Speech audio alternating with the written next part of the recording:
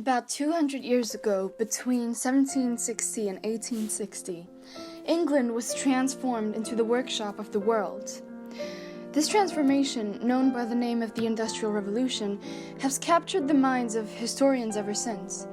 It was an era of laissez-faire economics, an age that presented itself as an intoxicating cocktail of interlocking factors, according to historian Eric Evans, and a period for many academics as being the key to unlocking the secrets of economic growth and technological change.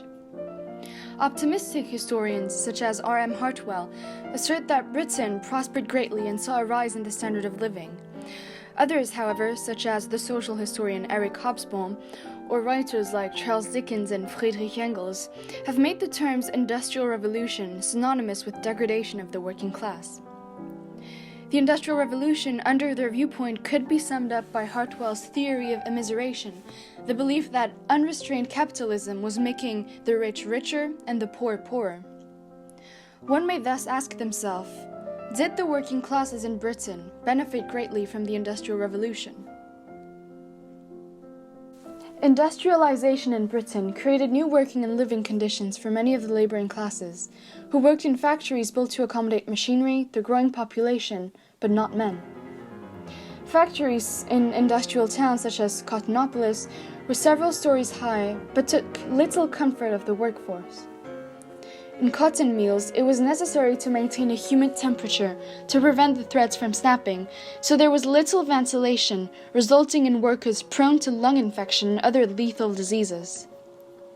The mass migration of people from rural to urban areas and the rapid population booms exacerbated the living conditions, which were already characterized by overcrowding, poor sanitation, and pollution. Most people did not have piped water, so workers had to dehydrate from cisterns, wells, or streams that were usually contaminated by cholera and sewage waste.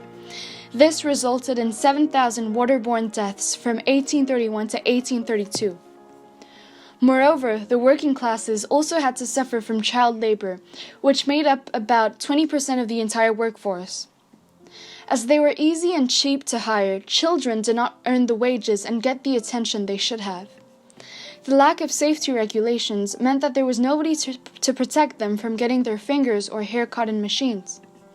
And although some laws were passed in favor of the working classes, such as the Act of 1819, which stated that the children under the age of 9 would not work for more than 12 hours a day, or the 10-hour Bill of 1847, which limited working hours and gave better wages, the laboring classes still suffered greatly relative to the upper and middle classes, who could afford the luxuries of clothing, furniture, and wine.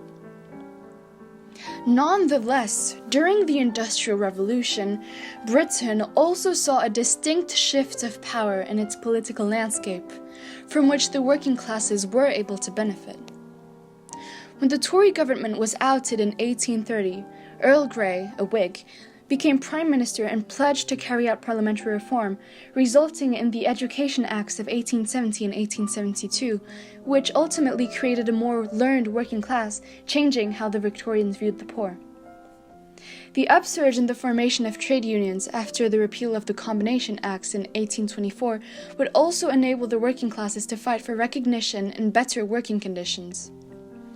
In 1833, 6 men, now known as the Tolpuddle Martyrs, founded the Friendly Society of Agricultural Laborers to protest the gradual lowering of agricultural wages, refusing to work for less than 10 shillings a week.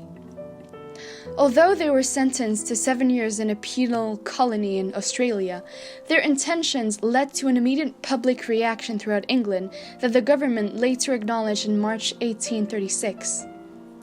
Similarly, the London Dock and Gas Workers' Strike of 1889 was ultimately able to revitalize trade unionists and help the poor's working conditions.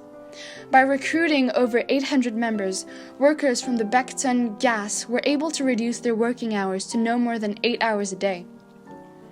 As a result of the changing political attitudes and the popular rebellion, pressure groups within Britain emerged and started to demand for a more open and genuine democracy.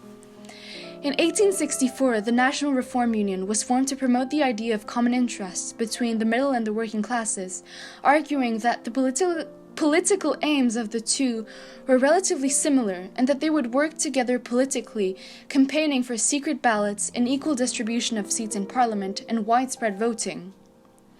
The Reform League was also formed the same year, attracting followers including trade unionists, socialists, and Chartist sympathizers to rally for universal male suffrage.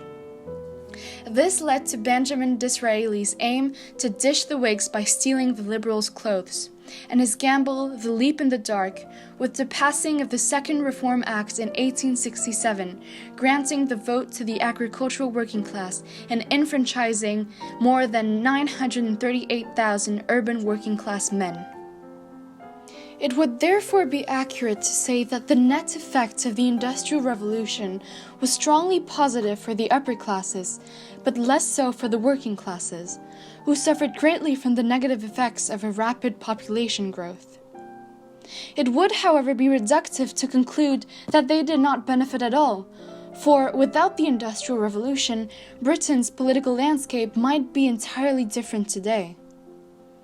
Now, how would we justify the slow, uneven rate of progress? Was capitalism to blame?